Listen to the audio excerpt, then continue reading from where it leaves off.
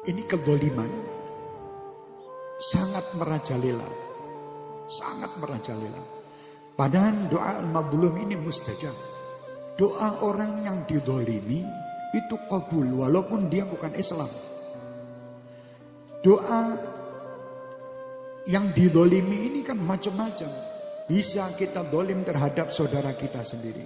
Dolim terhadap tubuh kita. Dolim terhadap apa yang kita miliki. Dolim terhadap masyarakat, dolim terhadap keadaan binatang, terhadap hutan, tanaman dan sebagainya. Dolim kebanyakan. Dolim terhadap diri itu bagaimana? Rabbana dolamna anfusana. Ya Allah, saya telah berbuat dolim terhadap diri saya. Apa dolim yang bagaimana? Tangan yang mestinya dipakai untuk di jalan yang benar, kita pakai untuk jalan yang tidak baik. Mencuri atau mengambil sesuatu yang bukan haknya. Dolim terhadap mata, memandang sesuatu yang tidak diridhoi oleh Allah. Dolim terhadap lisan, tidak mengucapkan dzikrullah atau mengucapkan sesuatu yang baik, tapi justru kita pakai untuk menggunjing orang, untuk mencaci orang, untuk mencari kesalahan orang. Terus ini memberitakan semua kejelekan orang. Ini dolim. Makanya tubuh ini selalu kita dolimi. Akhirnya tubuh ini nanti kasihan. Di akhirat masuk ke neraka dikarenakan apa? Perbuatan dolim kita. Jangan sampai tubuh ini terdolimi. Makanya dengan doa Rabbana zalamna anfusana wa illam taghfir lana wa tarhamna lanakunanna minal khasirin. Kalau engkau ya Allah tidak merahmati kami, tidak mengampuni kami, saya akan menjadi orang-orang yang merugi. Rugi gimana? Tubuh ini yang mestinya nikmat di surga jadi di neraka. Tubuh ini yang tadinya merasa nikmat di dunia ini. Orang yang dalam keadaan tidak dolim, orang yang berbuat baik itu dia hidupnya nikmat. Tapi yang dolim ya sengsara terus dia buat dolim. Sampai-sampai ya kalau kita lihat kejadian ini kejadian yang luar biasa. Kedoliman merajalela di mana-mana. Ayo kita berhentikan kedoliman ini. Sampai Rasulullah SAW mengatakan, bantulah saudara kamu yang didolimi dan yang mendolimi. Kan lucu, mendolimi. Kalau yang didolimi kita bantu, tidak masalah. Kita pantas karena dia didolimi. Tapi yang mendolimi itu bagaimana ya Rasulullah membantunya? Kasih nasihat dia untuk dia tidak berbuat dolim. Dolim itu merajalela sekarang. Di antaranya dolim ini, rentenir itu termasuk orang dolim. Orang yang hutang tidak bayar itu orang dolim. Orang yang korupsi itu super dolim. Orang yang diberi amanat dia tidak menjalankan amanatnya, dia khianat, ini dolim. Orang-orang kedoliman itu luas. Orang yang menebang tanaman-tanaman di hutan yang akhirnya mengakibatkan banjir, ini dolim.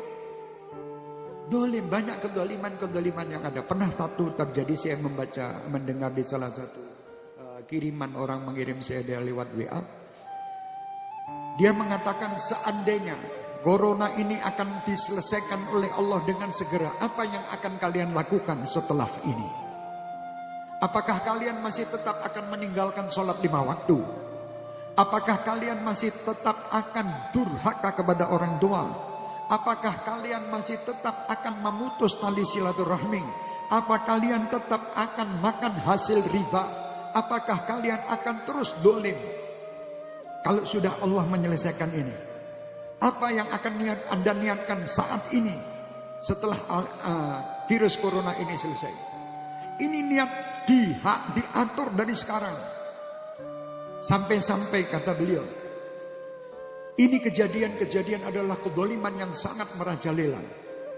Yang Allah tidak ingin manusia ini saling mendolimi. Akhirnya timbullah satu virus ini untuk mengingatkan manusia untuk tidak saling mendolimi, saling menyintai, saling mengasihi, tidak saling menang sendiri, dan tidak saling menjatuhkan satu dengan yang lain.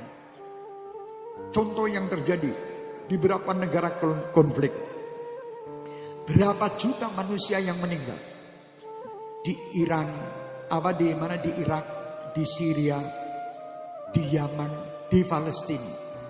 Setiap hari yang meninggal itu ribuan. Siapa yang memikirkan mereka?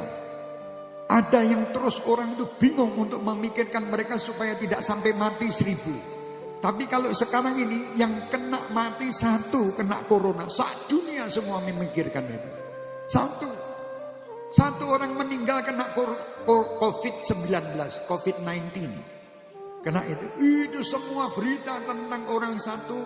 Ini orang Mojosongo dari diselidiki dari Bogor, dari ini sampai ketahuan siapa yang pernah berkomunikasi sama dia, siapa yang ini terus dicek dan dicek. 1 orang. Pernahkah kalian memikir 1000 orang terbunuh di Syria? Jutaan orang terbunuh di dunia ini. Dalam waktu 1 hari ada yang mikir? Tidak ada. Yang bunuh bangga. Yang bunuh bangga. Akhirnya ada 1 anak di usia 8 tahun. Dia telah terkena istilahnya serpihan bom. Dari bangunan-bangunan yang itu. Kena bom itu. Ayah dan ibunya telah meninggal di depannya. Anak ini usia 8 tahun. Cerita Ustadz tadi. Si anak ini teriak-teriak, dia dalam keadaan kesakitan. Dan dia mengatakan, wahai orang-orang yang dolim, kalian dolim, kalian adalah saudara-saudara saya, kalian membunuh ayah saya. Ini 8 tahun ini. Kalian membunuh ayah saya, kalian membunuh ibu saya. Dan saat ini saya akan dalam keadaan sakaratul maut, akan meninggal. Saya tidak merasa sakit tentang atas meninggal saya. Saya yang tidak terima atas kedoliman kalian. Ingat, sepeninggal saya akan lapor kepada Allah. Karena kalian semua adalah orang-orang yang dolim. Usia 8 tahun. Coba ini dibayangkan. Kalau kita ini, itu anak kita. Yang membunuh saudara kita juga.